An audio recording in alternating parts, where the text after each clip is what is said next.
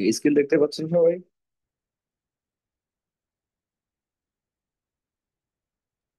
Yes, sir. ওকে।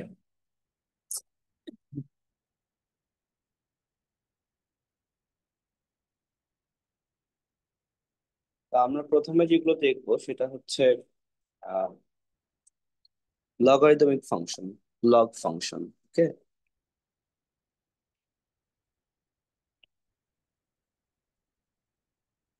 Logarithmic function আমরা তো real লাইফের ক্ষেত্রে জানি যে লন সাম এক্স কিভাবে বের করতে হয়, অথবা ক্যালকুলেটর দিয়ে আমরা বের করতে পারি, রাইট? বাট কমপ্লেক্স নাম্বারের ক্ষেত্রে লগারিদমিক ফাংশনটা কিভাবে অ্যাক্ট করবে ক্লাস সেটা করতেছি না। আমাদের কাছে এখনো ক্লিয়ার না আসলে। হুম। তাহলে কমপ্লেক্স কি? নাম্বারের ক্ষেত্রে বেশি খাইনি, দুইটা। লগারিদমিক ফাংশনটা বের করার আইডিয়াটা কি? আমরা যদি একটা ফাংশন দুই, চিন্তা করি, তিনটা এফ অফ খাইছি। জেড ইকুয়াল প্রথম ই টু দি তিনটা পাওয়ার খাচ্ছি, জেড। তিনটা খাচ্ছি।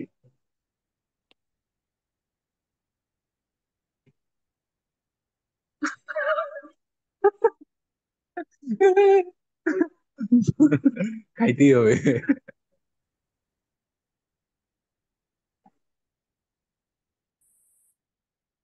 যারা কথা বলতেছেন না, মিউট করে রাখেন, হ্যাঁ?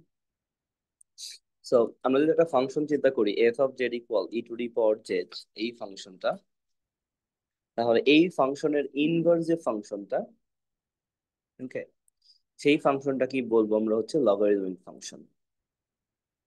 এই ফাংশনটার ইনভার্স ফাংশন মানে আমরা এরকম একটা ফাংশন জি অফ জেড যদি খুঁজে পাই, যাতে এফ এর ভিতরে জি অফ জেড দিলে জেড পাই, হ্যাঁ? এরকম যদি হয়, এরকম যে ফাংশন জি অফ জেড আছে, ওই জি অফ জেডটা কি বলি আমরা, হচ্ছে লগারিদমিক ফাংশন। তো আমি ডিটেলসে যাচ্ছি না কিভাবে লগারিদমিক ফাংশনটার ডেফিনেশনটা আসতেছে। যদি কেউ ইন্টারেস্টেড থাকেন তাহলে কনসালটেশনে আসেন, অথবা ক্লাসের পরে নেক্সট ক্লাসে জিজ্ঞেস করেন। তো আমরা লগ অফ জেড এই ফাংশনটাকে ডিফাইন করতেছি এভাবে, লগ অফ, এটা আসলে কাজ করবে এরকম: লগ মডুলাস অফ জেড। তাহলে দেখেন, মডিউলাস অফ জেডটা কি? এটা রিয়েল নাম্বার, তাই না? এটা হচ্ছে modulus of Z. Modulus of জেডটা হচ্ছে রিয়েল নাম্বার। তাহলে রিয়েল নাম্বারের উপর তো আমরা অলরেডি লগ ইউজ করতে পারি। তাহলে এটা হচ্ছে রিয়েল নাম্বারের লগ, আর এটা হচ্ছে কমপ্লেক্স নাম্বারের লগ। দুইটাকে আমরা লগ দিয়ে লিখতেছি। ডোমেইনটা মানে ইনপুটটার উপর ডিপেন্ড করে আমরা বুঝবো যেটা কি রিয়েল নাম্বারের লগ নাকি কমপ্লেক্স নাম্বারের লগ। হ্যাঁ, এখানে দেখেন ইনপুটটা হচ্ছে কমপ্লেক্স নাম্বার। ওকে, এখানে ইনপুট হচ্ছে কমপ্লেক্স নাম্বার। তাহলে এই যে এই পার্টটা, এটা হচ্ছে আমাদের রিয়েল নাম্বার, তার মানে এইটুকু হচ্ছে রিয়েল নাম্বারের লগ। ফর্মুলা হচ্ছে log Z equal log modulus of Z plus I argument of Z. এটাই হচ্ছে লগারিদমিক ফাংশনের definition.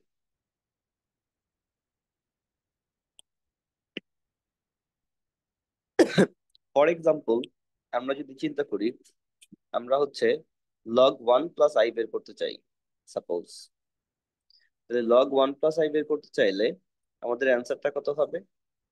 Log modulus of one plus I plus I argument. What is the argument of one plus I? এটার argument কত?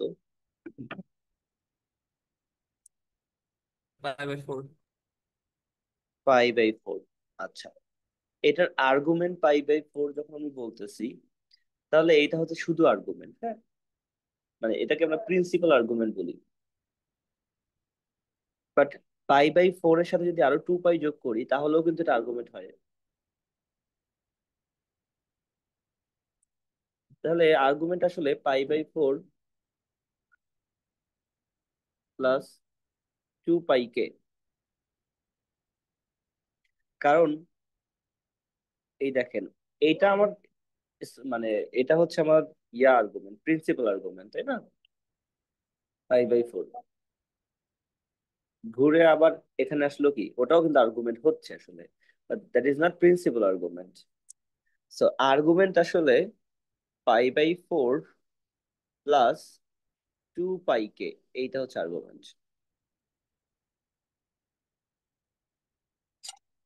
ঠিক আছে, মানে আমরা এতদিন আর্গুমেন্ট বলতে যেটা বুঝতাম সেটা হচ্ছে প্রিন্সিপাল আর্গুমেন্ট, বাট লগারিদমের ক্ষেত্রে আর্গুমেন্টটা হচ্ছে এরকম। তাহলে এখন দেখতে পাচ্ছেন যে এটার অ্যান্সারটা কিন্তু লগ মডুলাস অফ 1 + i হচ্ছে √2, লগ √2 প্লাস i, π/4 প্লাস 2π এটা। তাহলে কে এর ভ্যালু যদি জিরো নেই, তাহলে আপনার এটার অ্যান্সার আসবে জাস্ট π/4। যদি আমরা কে জিরো চিন্তা করি, যদি যদি আমরা কে জিরো চিন্তা করি, তাহলে লগ 1 + i এর ভ্যালুটা আসবে লগ √2 প্লাস i π/4। যদি আমরা কে এর ভ্যালু জিরো চিন্তা না করে 1 চিন্তা করি, তাহলে লগ 1 + i এর ভ্যালুটা আসবে log √2 প্লাস i π/4 প্লাস 2π এরকম। তাহলে দেখেন, এই যে লগ ফাংশনটা, এটা আসলে ফাংশন না। কারণ ফাংশনের ডেফিনেশন আমরা কি বলি, যে একটা ইনপুট দিলে আউটপুট কয়টা আসবে, একটাই আসবে। বাট এখানে দেখেন এই সেম ইনপুট 1 + i এর জন্য এটাও আউটপুট হয়, এটাও আউটপুট। এইগুলোকে বলি আমরা মাল্টি ভ্যালুড ফাংশন, মানে কমপ্লেক্স নাম্বার এগুলোকে বলা হয় মাল্টি ভ্যালুড ফাংশন। মানে যেই ফাংশন গুলোর আউটপুট অনেকগুলো হইতে পারে, সিঙ্গেল আউটপুট হয় না। সো লগ এরকম একটা হচ্ছে মাল্টি ভ্যালুড ফাংশন। ওকে, সো লগের ডেফিনেশন হচ্ছে এটা। আর আপনি যদি এখানে প্রিন্সিপাল আর্গুমেন্ট বুঝেন, তাহলে এটার সাথে একটা 2π অ্যাড করে নেবেন। So this is the formula for log. Okay, তো লগের ডেফিনেশন অনুযায়ী, লগের যে ডেফিনেশন আমরা দিলাম সেটা অনুযায়ী আমরা এটা লিখতে পারি e⁻, লগ জেড, সেটা অলওয়েজ জেডই হবে, কোনো সমস্যা নাই। বাট আপনারা যেটা চেক করতে পারবেন, লগের ভিতরে যদি e⁻z দেন, that will not be Z, that will not be only Z. হ্যাঁ, এটা জেড প্লাস 2π। ওকে, মানে শুধু জেড হবে না, সেটা একটা আইও থাকবে, i 2π এটা আসবে।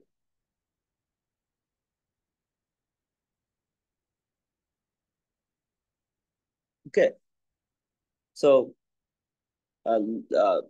লগ ই যেরকম লগকে হচ্ছে ক্যান্সেল করে দেয়, সেম ভাবে লগ ই কে ক্যান্সেল করতে পারে না। এখানে এক্সট্রা একটা 2πi মানে হচ্ছে এটা চলে আসবে আর কি। হ্যাঁ, এটাই ক্লিয়ার সবার কাছে?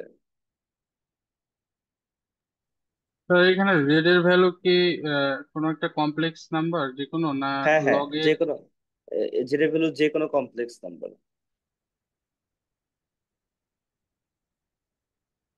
বুঝতে পারছেন?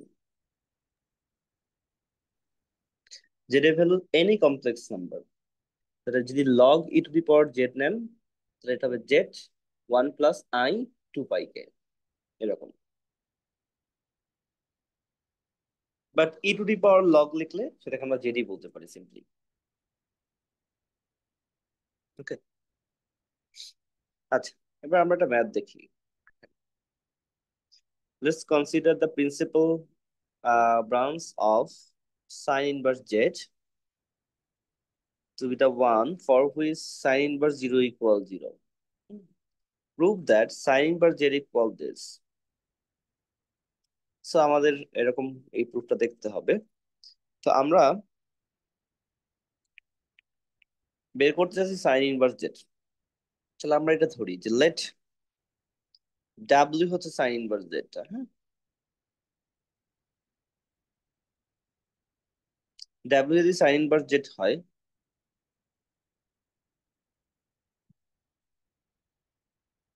তাহলে আমাদের সাইন ডাব্লিউ এটার ভ্যালু কত? Z, right? আচ্ছা, এবার সাইন ডাব্লিউর ফর্মুলা কি? কমপ্লেক্স নাম্বারের ক্ষেত্রে সাইনের ফর্মুলা আমরা দেখছিলাম লাস্ট ক্লাসে। What is sine W in complex number? E to the power i W minus e to the power minus i W divided by 2i equal Z. So এটা আসবে ই to the power i W minus 1 by e to the power i W to i Z.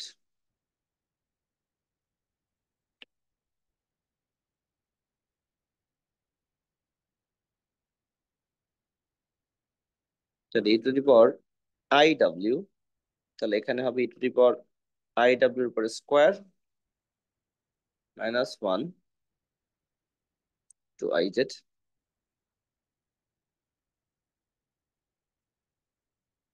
E to the power i W square minus 1 to i Z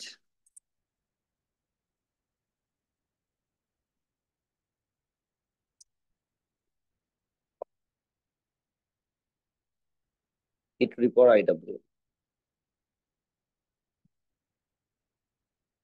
so e to the power i W square minus 2i Z e to the power i W minus 1 equal 0।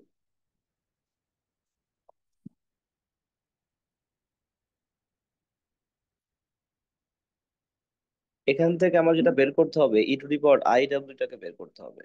আর আমাদের basically আইডিয়াটা হচ্ছে আমরা বের করবো W এর value. হ্যাঁ, তো e to the power i W যদি সেপারেট করতে পারি তাহলেই তো হয়। তো দেখেন, এটা হচ্ছে e to the power i W একটা কোয়াড্রেটিক ফর্মুলা, মানে এরকম টাইপের। আমি যদি e to the power i W কে সাম এক্স ধরি, তাহলে X square minus 2i Z X minus 1 equal 0, something like this. এটা quadratic equation of e to the power i W. হ্যাঁ, তাহলে আমরা যদি কোয়াড্রেটিক ফর্মুলা ইউজ করি, e to the power i W কত হবে? Minus B plus minus root over B square minus 4ac formula use করতে হবে।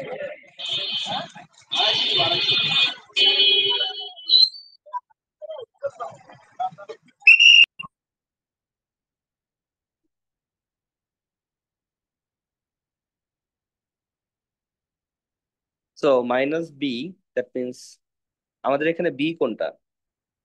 বি হচ্ছে এই পুরাটা হচ্ছে বি। এই পুরাটা হচ্ছে আমাদের বি, এটা হচ্ছে সি, এন্ড 1 হচ্ছে আমাদের এ। সো এখানে যেটা আসবে minus B, that means 2i z plus minus root over B square minus 4ac, মানে 2i Z square minus 4a হচ্ছে 1, সি হচ্ছে minus 1 divided by 2 times 1। So 2i z plus minus root over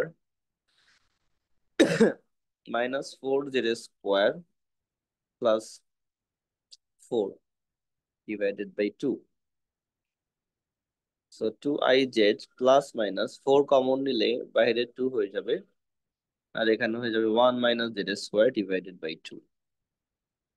so আবার same 2 common নিয়ে divide করে দিলে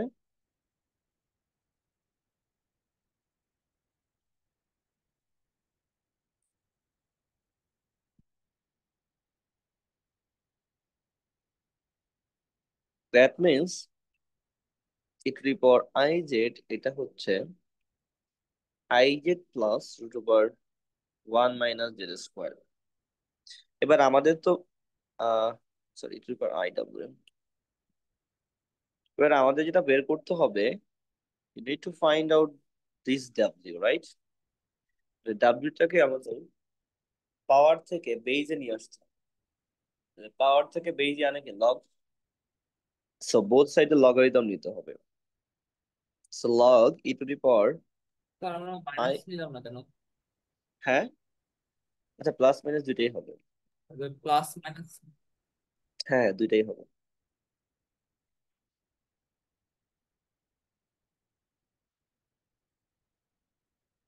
This. আচ্ছা, এখন একটু আগেই আপনাদেরকে বললাম যে লগ আর ই এর একটাকে ক্যান্সেল করে না। So log e to the power z, এটা হয় z plus i two pi k. তাহলে এখানে আমাদের যেটা আসবে আই ডাব্লিউ plus i two pi K.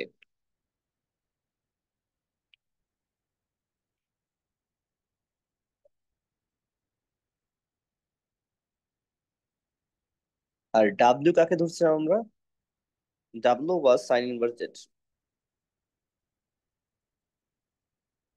So i sine inverse z i two pi k log i z plus minus root over one minus z square. আচ্ছা, আমাদের কোশ্চেনে দেয়া আছে sine inverse zero equal zero. তো z এর value আমরা zero বসাই। এই ইকুয়েশনে জেড এর ভ্যালু জিরো বসালে আই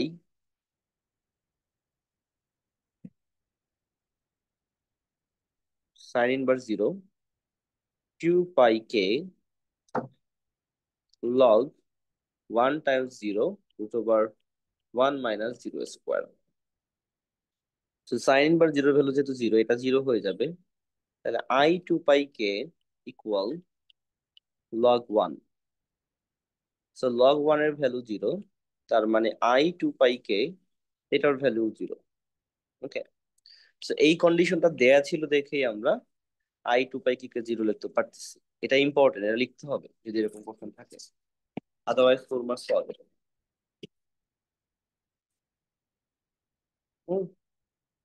সো এবার যদি আমরা এই ভ্যালুটা বসাই দিই এখানে, তাহলে আমাদের ফাইনাল আনসার হবে i sine inverse z equal log i z plus minus root over one minus z square. তো আমাদের ফাইনাল আনসার হবে sine inverse z equal one by i log i z plus minus root over one minus z square. তো this is our answer, এবং এটা আসলে show করতে বলছে।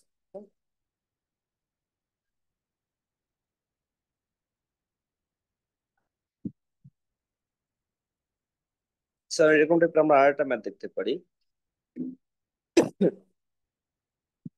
আমাদের প্রমাণ করতে হবে tan hyperbolic Z inverse equal this. So এটাও আমরা সেম ভাবে ধরবো যে let W equal tan hyperbolic inverse Z. তাহলে বোথ সাইডে যদি টেন হাইপারবোলিক নেই, তাহলে এখানে টেন হাইপারবোলিক আর টেন ক্যান্সেল আউট হয়ে জেড থাকবে। না, what is tan hyperbolic? Sine hyperbolic W divided by cos hyperbolic W. এবার সাইন হাইপারবোলিক ডাব্লিউ আর কজ হাইপারবোলিক ডাব্লিউ এর ফর্মুলা। সাইন হাইপারবোলিক ডাব্লিউ এর ফর্মুলা কি? e to the power w minus e to the power minus w divided by 2। তা একটু উপরে তোলা যাবে? দেখতে পাচ্ছি না।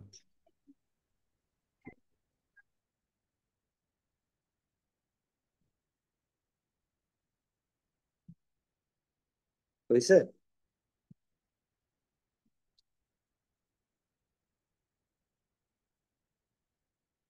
আর cos hyperbolic w কি? e to the power w plus e to the power minus w divided by 2। Okay, so this is equal z। এবার এই 2 cancel out করে দিলে you will have e to the power e to the power w minus e to the power minus w e to the power w plus e to the power minus w divided by। Okay, So e to the power w, e to the power minus w means 1 by e to the power w.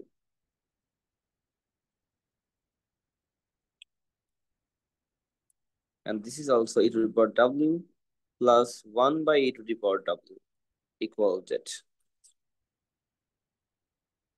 So e to the power w square হবে এটা minus 1 divided by e to the power w, and e to the power w square plus 1 divided by e to the power w equal z. So this will be cancelled out.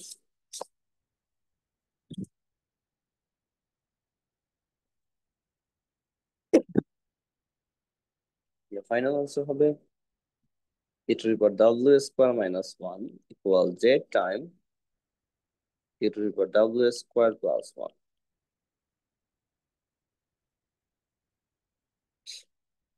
Okay, আমি কি কোনো কিছু miss করলাম? I don't think so. ঠিক আছে, আচ্ছা। So e to the power w square minus z e to the power w square আর এই পাশে হয়ে যাবে z plus 1. So e to the power w square যদি কমন নেই 1 minus z আর এখানে হচ্ছে 1 plus z.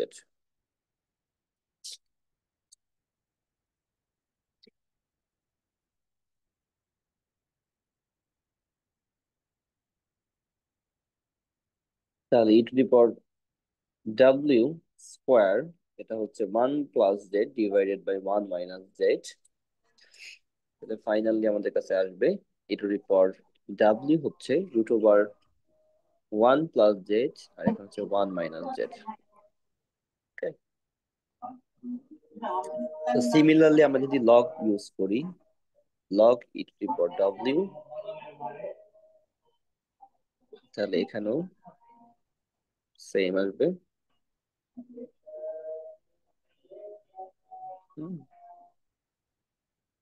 R log e to the power z করলে কি আসবে?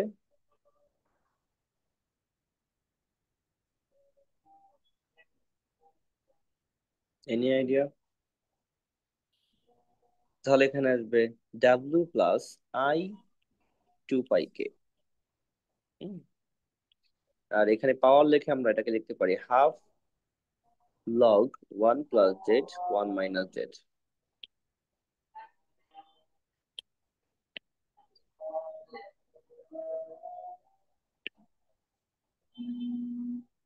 Okay, so what was our w? 10 hyperbolic inverse z 2 pi I 2 pi k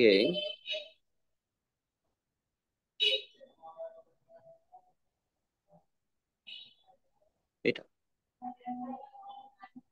এবং আমাদের কাছে দেয়া ছিল 10 hyperbolic inverse 0 equal 0।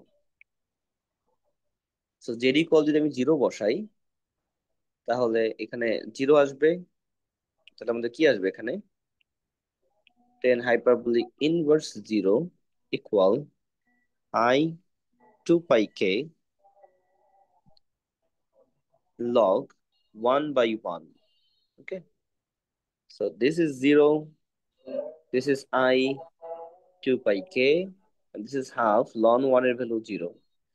So finally I 2 pi k will be also be 0.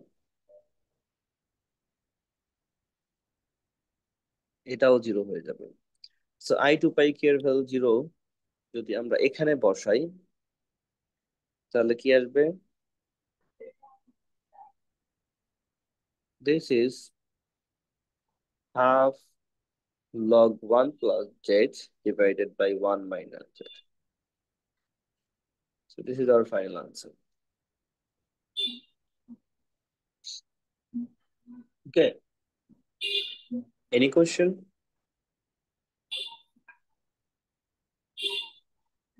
কি বুঝতে পারছেন সবাই?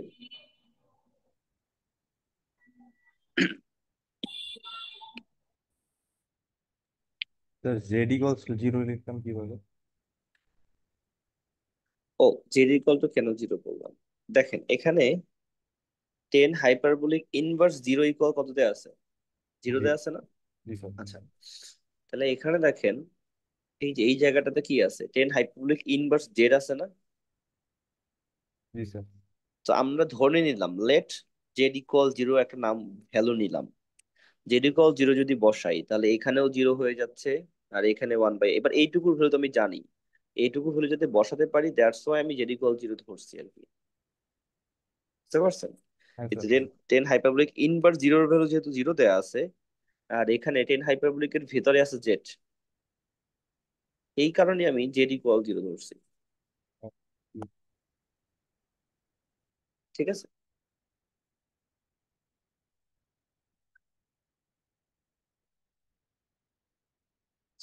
আচ্ছা, এবার আমরা দেখবো domain and domain of complex function. একটা কমপ্লেক্স ফাংশনের ডোমেইন কারা কারা? সিমিলার টু রিয়েল ফাংশন, যেখানে যেখানে ফাংশনটা ডিফাইন ওইগুলাই হচ্ছে ডোমেইন। ফর এক্সাম্পল আমাদের F of Z equal Z square হয়, তাহলে দেখেন এই ফাংশনটার মধ্যে কি জেড আকারে যে কোনো নাম্বার দেওয়া যাবে না ইনপুট? এই ফাংশনটাতে ইনপুট আকারে যে কোনো নাম্বার নিতে পারবে, তাই না? দ্যাটস ওয়াই এই ফাংশনটার ডোমেইন হচ্ছে যে কোনো কমপ্লেক্স নাম্বার। সো এটার domain of f equal total complex number C.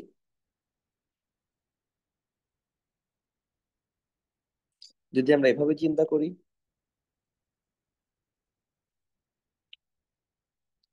এখানে আপনি সব ফাংশন দিতে পারবেন input, just Z equal zero দেওয়া যাবে না। তো এই ফাংশনটার ডোমেইন হচ্ছে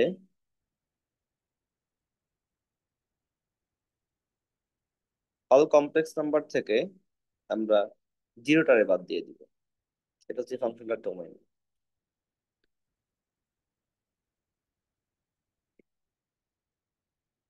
ওকে,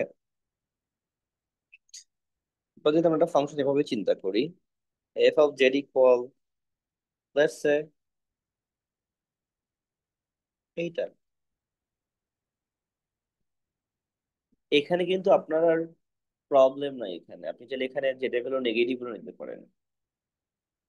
ঠিক আছে, কারণ আমরা কমপ্লেক্স নাম্বার নিয়ে কাজ করতেছি। আপনি চাইলে জেড অফ মাইনাস ওয়ানও দিতে পারেন, হুইচ ইজ আই। তাহলে এই ফাংশনটার ডোমেইনও কিন্তু অল কমপ্লেক্স নাম্বার। তাহলে আমাদের এখানে যেটা দেখতে হবে যে কখন কখন নিচেরটা ডিনোমিনেটরটা জিরো হয়ে যায়। when the denominator will be zero, those problems are the problematic, like those points are the problematic points. So ওগুলোকে বাদ দিলে আমরা ডোমেইনটা পাবো। হ্যাঁ,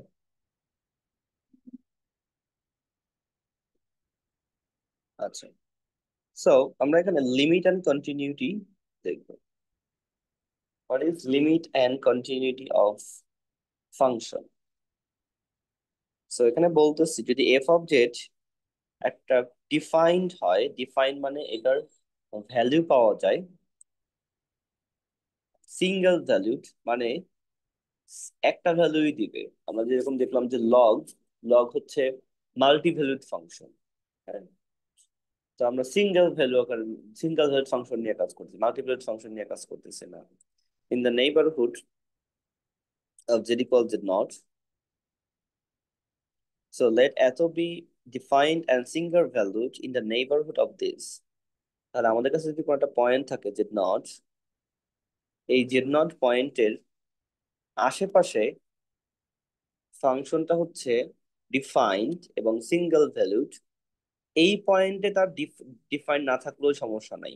হ্যাঁ, এই যে জেড নট পয়েন্টে সে ডিফাইন না হলেও সমস্যা নাই, জেড নট পয়েন্টে ডিফাইন না হলেও প্রবলেম নেই, বাট জেড নট পয়েন্টের নেইবারহুডে তার হচ্ছে ডিফাইন হইতে হবে এবং সিঙ্গেল ভ্যালুড হইতে হবে, যে কোনো ছোট নেইবারহুডের মধ্যে পেলেই হবে। তারপর বলতেছি যে আমরা আমাদের এফ অফ জেডটা যদি এল এর দিকে অ্যাপ্রোচ করে, যখন জেড এর ভ্যালুটা জেড নট এর দিকে অ্যাপ্রোচ করবে, তাহলে আমরা সেটাকে এভাবে লিখবো যে limit Z tends to z naught. What does it mean by this? এটা মিন করতেছে যে আমাদের কাছে আমাদের কাছে একটা পয়েন্ট আছে, এই পয়েন্টটা হচ্ছে জেড নট পয়েন্ট। একটা ফাংশন আছে, ওই ফাংশনটা জেড নট পয়েন্টের চারপাশে একটা নেইবারহুডে ডিফাইন ফাংশনটা। এখন আপনি যখন এই জেড গুলোকে জেড নট এর দিকে অ্যাপ্রোচ করবেন, তখন এই ফাংশনের ভ্যালুটা যদি একটা নির্দিষ্ট ভ্যালুর দিকে অ্যাপ্রোচ করে, সাম এল, ইট ডাজেন্ট ম্যাটার আপনি কোন দিক থেকে অ্যাপ্রোচ করতেছেন। যদি এরকম হয় যে আপনি যে দিক থেকে, যে কোনো দিক থেকে এই জেড নট এর দিকে অ্যাপ্রোচ করলে ফাংশনের ভ্যালুটা অলওয়েজ এল কমপ্লেক্স নাম্বারের দিকে অ্যাপ্রোচ করে, এদিক থেকেও যদি জেড নট এর দিকে আসেন, তখন যদি ফাংশনটা এল কমপ্লেক্স নাম্বারের দিকে অ্যাপ্রোচ করে, তাহলে আমরা বলবো এল হচ্ছে এই ফাংশনটা লিমিট। লিমিট আমরা এটা বলবো।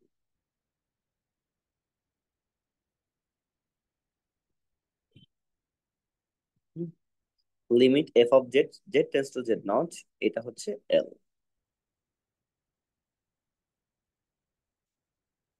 এখানে একটু রিয়েল নাম্বারের লিমিটের সাথে একটু ডিফারেন্স আছে। এই লিমিটটা হচ্ছে টু ভেরিয়েবলের লিমিটের মতো। আই থিঙ্ক আপনারা ম্যাথ 1 10 ভেরিয়েবলের লিমিট করছেন। রিয়েল নাম্বারের ক্ষেত্রে কোনো একটা পয়েন্ট যখন আমরা লিমিট বের করতাম, limit x tends two A F of x, এভাবে যখন করতাম, তখন আমরা চিন্তা করতাম যে এই দিক থেকে এ এর দিকে যদি মানে এক্স এক্স এর ভ্যালু যদি এ এর দিকে আসে, তখনও ফাংশনের লিমিটিং ভ্যালু যেটা হবে, তাহলে সেটাকে আমরা বলতাম প্লাস। আর এই দিক থেকে যদি আসে, তখনও ফাংশনের সেম লিমিটিং ভ্যালু হইতে হবে, আর এটাকে বলতাম আমরা মাইনাস। তাহলে দুটো যদি সমান হয়, সেক্ষেত্রে আমরা বলছিলাম যে ফাংশনটা লিমিট এক্সিস্ট করে, এবং এই লিমিটটা হচ্ছে আইদার এইটা অথবা এটা, দুটো তো সেম।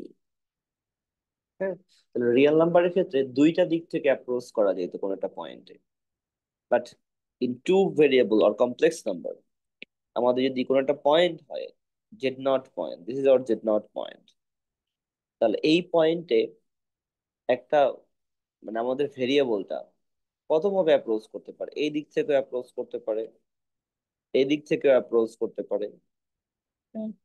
তারপর এভাবে ঘুরে ঘুরে ঘুরে ঘুরে সাইক্লিক ভাবে ঘুরে ঘুরে অ্যাপ্রোচ করতে পারে, এখান থেকেও সোজা অ্যাপ্রোচ করতে পারে, মানে যে কোনো ভাবেই অ্যাপ্রোচ করতে পারে।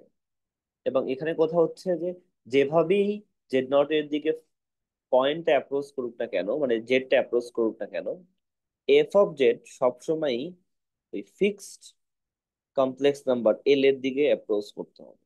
এরকম এরকম হয়, তাহলেই কেবল আমরা এটাকে বলবো যে কনভার্স করে, এটা লিমিট এক্সিস্ট করে। হ্যাঁ, কনসেপ্টটা কি ক্লিয়ার সবার কাছে?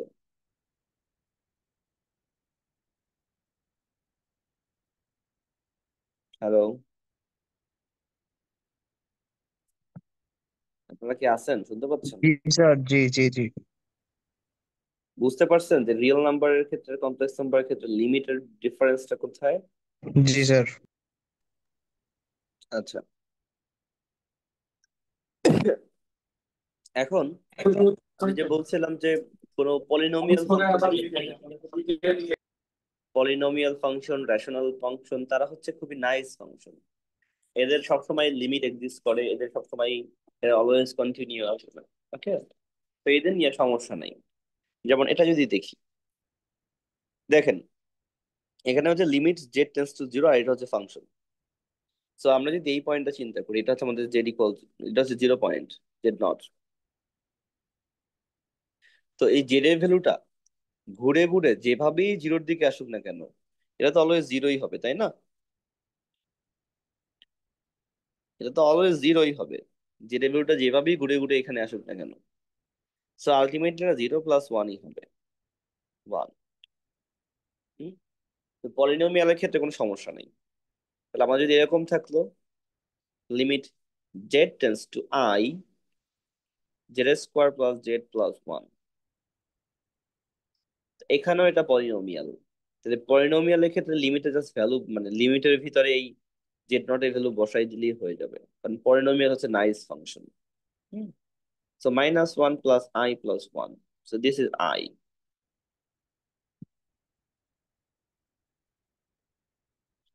এবার আমরা যদি এটা দেখি যে উপরে হচ্ছে জেড, নিচে হচ্ছে জেড বার, নিচে হচ্ছে জেড, এখানে আমাদের লিমিটটা বের করতে হবে।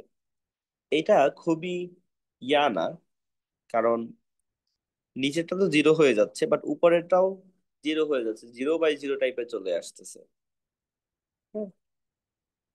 সো এইটাকে একটু মডিফাই করতে হবে। জেড টেন্স টু 0, আমরা জেডটাকে ভেঙে যদি লিখি এক্স প্লাস আই ওয়াই, তাহলে এক্স মাইনাস আই ওয়াই হবে এটা, আর এটা হচ্ছে এক্স প্লাস আই ওয়াই। আর জেড টেন্স টু 0 হওয়া মানে কি, এক্স ওয়াই দুইটাই 0-র দিকে যাওয়া, তাই না? জেড 0-র দিকে যাওয়া মানে কি, z equal x plus i y হয়, আর এটা যদি 0-র দিকে যায় তাহলে এক্স ও 0-র দিকে যাবে, আর কি ওয়াই ও 0-র দিকে যাবে। আচ্ছা, তাহলে এবার আমাদের আইডিয়াটা হচ্ছে এক্স ও 0-র দিকে যাবে, ওয়াই ও 0-র দিকে যাবে, তার মানে এই পয়েন্টই আসবে এরা। এখন আমাদের চেক করতে হবে যতভাবে আসা পসিবল সবার জন্য সেম ভ্যালু দেয় কিনা। আমাদের যদি মনে একটু ডাউট থাকে যে এটা আসলে সবসময় সেম ভ্যালু দিবে না, তাহলে আমরা কয়েকটা জিনিস দিয়ে চেক করব। কয়েকটা ইজি ওয়ে আছে চেক করার। একটা হচ্ছে এই লাইন বরাবর একবার আসবো, এই লাইন বরাবর আসা মানে কি, ওয়াই ইকুয়াল 0 চিন্তা করব, আর হচ্ছে এক্স টেন্স টু 0 চিন্তা করব, তাহলে তো আমরা এই লাইন বরাবর আসতে পারবো, কারণ এই লাইনে ওয়াই বরাবর ওয়াই সবসময় 0, আর এক্স হচ্ছে টেন্স টু 0, এক্স 0-র দিকে যাচ্ছে, এইটা একটা চিন্তা করব। আর একটা হচ্ছে আমরা এই লাইন বরাবর আসার চেষ্টা করব। এই লাইন বরাবর আসা মানে হচ্ছে কি, এক্স অলওয়েজ 0 আর ওয়াই টেন্স টু 0। তাহলে সব দিক থেকে যদি সমানভাবে আসতে চাই তাহলে এই দুইটা লাইন বরাবর কি সেম আসতে হবে। আর যদি দেখি এই দুইটা লাইন বরাবর ডিফারেন্ট ভ্যালু আসতেছে, তাহলে আমাদের এই লিমিট আর এক্সিস্ট করবে না। তো আমরা এটা কি প্রথমে দেখব, এক্স ইকুয়াল 0, মানে নিচেরটা চিন্তা করতেছি। আচ্ছা, নিচেরটা না, আগে উপরেরটা চিন্তা করি, যে ওয়াই ইকুয়াল 0 আর এক্স টেন্স টু 0 এটা চিন্তা করি আমরা, তখন আমাদের এই ভ্যালুটা কত আসে, লিমিট এক্স টেন্স টু 0 আর ওয়াই ইকুয়াল 0। ওয়াই ভ্যালু 0 বসাই দিলে এখানে কি আসে, x/x চলে আসে।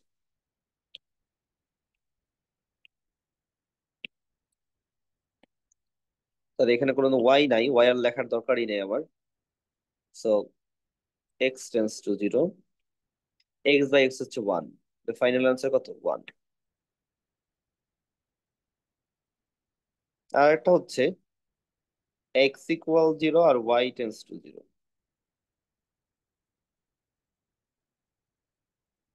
তাহলে তখন আমাদের কি আসবে, ওয়াই টেন্স টু 0 আর এক্স ইকুয়াল 0 হয়ে গেছে।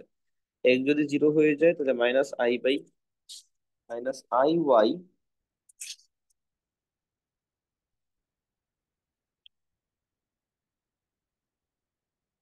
Divide by plus i y. I y y কাটাকাটি চলে যাবে,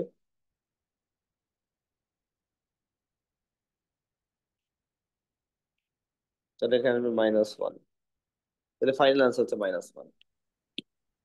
তাহলে এখানে দেখেন দুইটা ডিফারেন্ট ভ্যালু আসলো, একটা হচ্ছে 1 আর একটা হচ্ছে -1। দেখুন তো টাঙ্গুয়ার হাউস সার্কেল তো তাহলে দুইটা তো সেম আসলো না, তাহলে সেম যেহেতু আসে নাই, তার মানে এই লিমিটটা এক্সিস্ট করে না।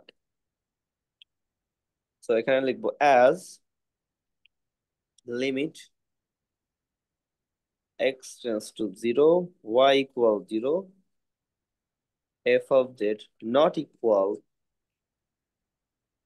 limit x equal 0, y tends to 0, এটাই মনে হচ্ছে f of z, বেড়ে 8টার সময় ক্লাস দিয়ে রাখছে the limit কত ক্লাস করে z tends to 0, f of z আমার শরীর ভালো আসতেছে does not exist. Okay. Recently কে জানি গেছে টাঙ্গুয়ার নিহাল মনে হয় গেছে টাঙ্গুয়ার গেছে আমার সাথে চিটাগং থেকে গেছে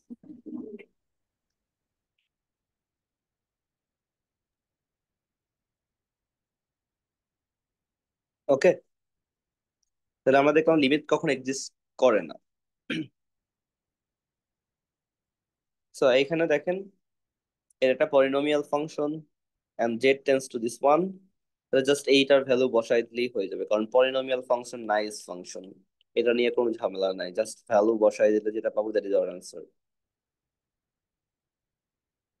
এখানে দেখেন z এর ভ্যালু i বসাই দিলে এটা 0 হয়ে যায়, সো এটাকে একটু মডিফাই করতে হবে, z tends to i, আর উপরেরটাকে লেখা যাবে z plus i, z minus i, আর নিচে হচ্ছে z minus i, z minus i cancel out হয়ে যাবে, দেন থাকবে just z plus i, so final answer is 2i. Sir উপরেরটা কিভাবে লিখছেন sir? Z square plus one is equal to Z sir plus এটা তো Z square minus one. Minus of Z square.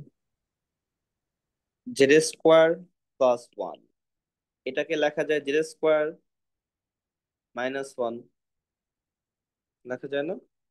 G sir বুঝছি sir sir, বুঝছি। তাহলে z square minus one is equal to i minus sir, 1 জি sir. হচ্ছে minus i square, হ্যাঁ i square, z জি স্যার। প্লাস i আর z minus i।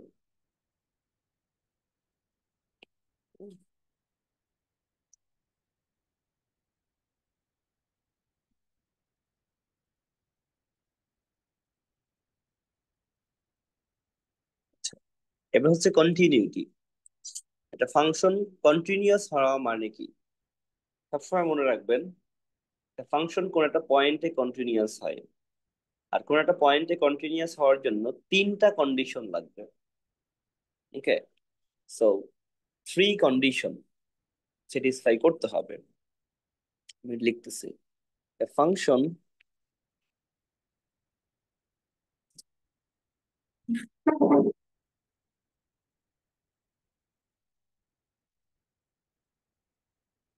a function f of z is called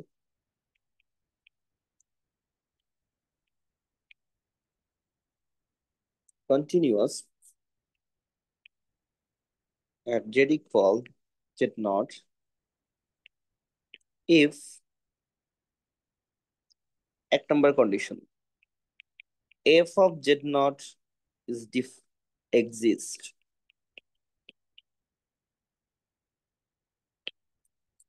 f of z naught এর ভ্যালুটা আপনার দেয়া থাকতে হবে ফাংশনের ভিতর। যদি কোনো কারণে f of z naught এর ভ্যালু দেয়া না থাকে তাহলে ফাংশনটা কন্টিনিউয়াস হওয়ার কোনো চান্স নাই।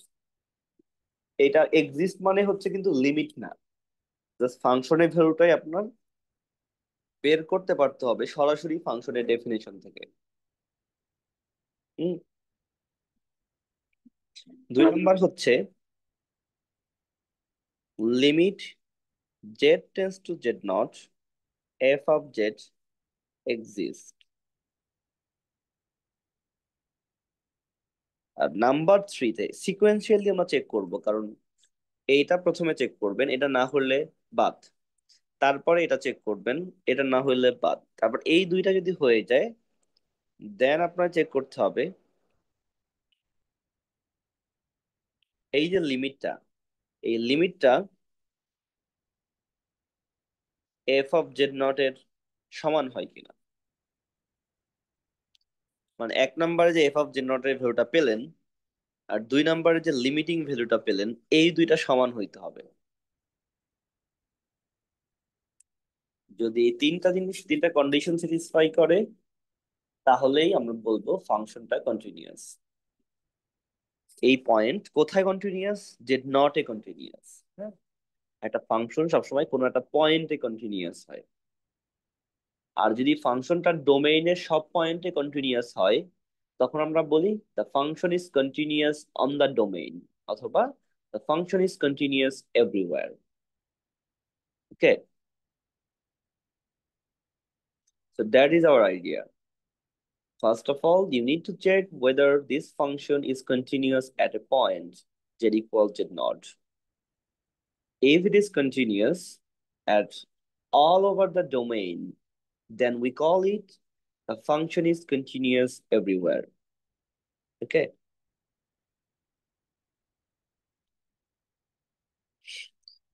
So for example, the easiest continuous function is f of z equals some polynomial. Let's say 2z square plus 3iz plus 1 plus 2i. So this is a polynomial function where the coefficients are complex numbers. This is complex, this complex, this complex. So complex numbers are the coefficients here. This is a polynomial function, and polynomial functions are continuous at every point. So any polynomial functions, they are continuous on the whole domain. Then second type of function, this z square plus 1 and z minus I. So this is a quadratic, this is a like rational function, right? যেখানে ডোমেইনটা একটা polynomial, numerator একটা polynomial and denominator is also a polynomial. So এই function গুলো সব জায়গায় continuous except those points where the denominator becomes 0. So z equal যখন I হবে, এই পয়েন্টটা বাদ দিয়ে the function সব জায়গায় continuous. এই পয়েন্টটা বাদ দিয়ে ফাংশনটা সব জায়গায় continuous. So rational function শুধুমাত্র denominator যখন 0, ওই পয়েন্টটা বাদ দিয়ে বাকি সব জায়গায় continuous. But continuous না এরকম কয়েকটা ফাংশন আমরা দেখি. Let's talk about this one.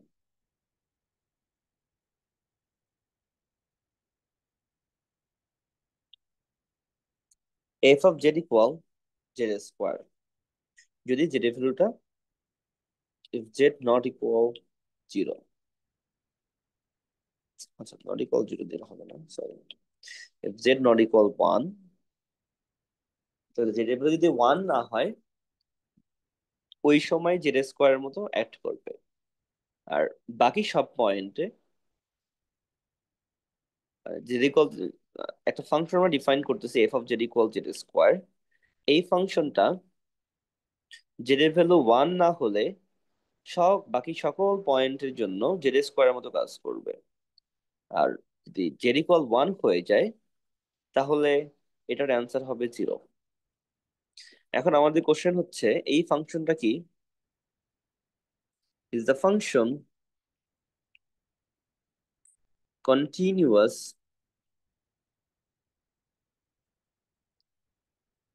at z equal 1?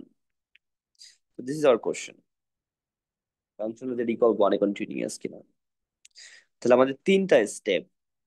First of all f of 1 কি এক্সিস্ট করে কিনা? ইয়েস, f of 1 টা আমরা বের করতে পারবো এখান থেকে। বলেন তো f of 1 এর ভ্যালু কত? 0 0। Good. So f of 1 exist করে। এবার আমরা বের করব limit z tends to 1 f of z। So limit z tends to 1, যেটা ভ্যালু 1 এর দিকে যাচ্ছে, এন্ড f of z আমাদের বের করতে হবে। তাহলে এখানে দেখেন z এর ভ্যালু 1 না, বাট z এর দিকে যাচ্ছে। তাহলে z এর ভ্যালু 1 না হলে ফাংশনটা কেমন? z স্কয়ারের মতো অ্যাক্ট করে। তাহলে আমরা সিম্পলি z স্কয়ার লিখতে পারি। তাহলে এর একটা পলিনোমিয়ালের লিমিট কিভাবে বের করে? জাস্ট ভ্যালু বসায় দেয়। সো লিমিটও এক্সিস্ট করে এবং লিমিটটা হচ্ছে 1। Now the third question is f of 1 আর limit z tends to 1 f of z এরা সমান কিনা? f of 1 এর ভ্যালু পেলাম 0 আর এখানে পেলাম হচ্ছে 1, এরা তো সমান না। তাহলে এই দুইটা সমান হইল না। 3 নাম্বার কন্ডিশনে গিয়ে এটার স্যাটিসফাই হচ্ছে না। That's why this function will not be continuous at z equal 1. It is continuous everywhere else, but not continuous at z equal 1.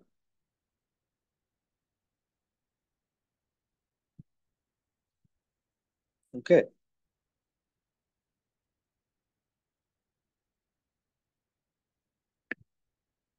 আমরা একটা ফাংশন দেখি। আগের ম্যাথটা F of one equal F of one equal কিভাবে zero পেলাম, তাই তো? F of one যদি বসায় এই ফাংশনের ভিতর জেড ইকুয়াল ওয়ান হয়ে গেছে না? তাহলে এখানে ফাংশনটাতে কি বলতেছে যে জেড এর ভ্যালু যদি ওয়ান না হয় তখন তুমি এই ফর্মুলা ইউজ করবা, এটা বলতেছে। আর জেড ইকুয়াল ওয়ান হয়ে গেলে অ্যান্সার কত হবে? ও জিরো। সো এখানে ওয়ান দিলে আউটপুট আমাদের কি আসবে? জিরো। জিরোই আসবে।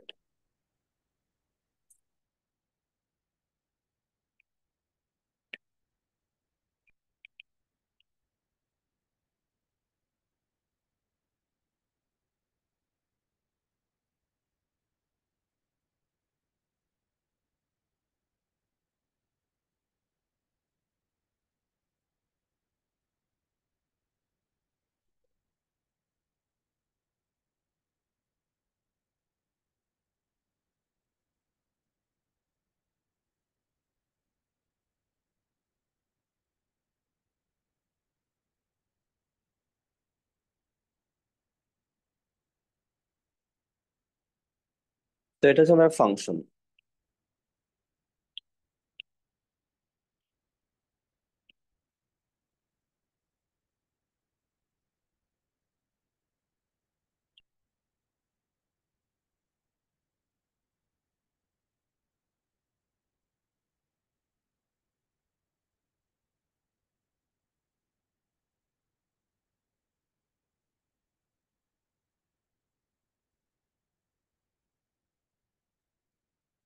তো ফাংশনটা জেড নট ইকুয়াল আই তে কন্টিনিউয়াস কিনা। So the first one to check is f of i কি এক্সিস্ট করে কিনা। এফ অফ আই কি আমাদের এক্সিস্ট করে? What is the value of f of i? No sir. F of i আমরা এখান থেকে বের করতে পারবো না, কারণ নিচে জিরো হয়ে যাবে। So F of I doesn't exist. তাহলে আমরা এক লাইনে বলতে পারবো এটা কন্টিনিউয়াস না, শেষ। You don't need to do anything else. Undefined লিখে দিতে পারছি না জাস্ট নাকি জাস্ট ডিভাইড বাই জিরো। হ্যাঁ, F of I doesn't exist তার মানে প্রথম কন্ডিশনটাই ভায়োলেট করতেছে।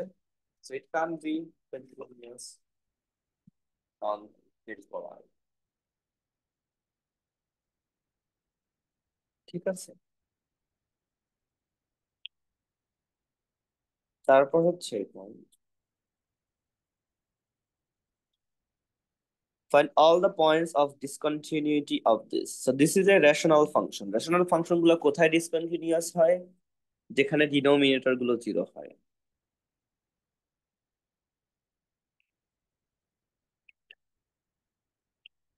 So z square equal plus minus z equal plus minus 3. So এখান থেকে এটার 8 রুট গুলো বের করবেন। হ্যাঁ, তাহলে z equal একটা তো 2 আসবে, বাকিগুলো কি কি আসবে সেগুলো বের করতে হবে। So প্লাস 3 মাইনাস 3 প্লাস 2 আরো কয়েকটা সলিউশন আসবে। এটা, so these are the points of discontinuity. Okay, so that's all আমাদের এই পর্যন্ত কুইজের সিলেবাস। আর সেকশন 12 এর কুইজ হবে সানডেতে, আর সেকশন 19, 20, 22 এগুলোর কুইজ হবে আমাদের স্যাটারডেতে। আমি এটা ক্লাসরুমে দিয়ে দিব। আর আজকের ক্লাস যতটুকু পড়ানো হয়েছে from first class to today's class, all of the contents that are covered here will be in our syllabus. Okay, কয়টা কোশ্চেন আসবে? বেশি না, ডিপেন্ডস, জানি না, আমি তো কোশ্চেন করি না এখনো। তো দুইটা তিনটা এরকম হবে। স্যার ওয়ার্কশিট আরেকটা দিবেন, so ওই ওয়ার্কশিটে ম্যাথ শেষ, আগে যেটা করানো ছিল। আচ্ছা, ওয়ার্কশিট আমি আরো দিব। ঠিক আছে। কোশ্চেন গুলা কি যে অ্যাসাইনমেন্টে যেভাবে দাও এই টাইপেরই হবে? হ্যাঁ, মোরাললেস এরকমই হবে।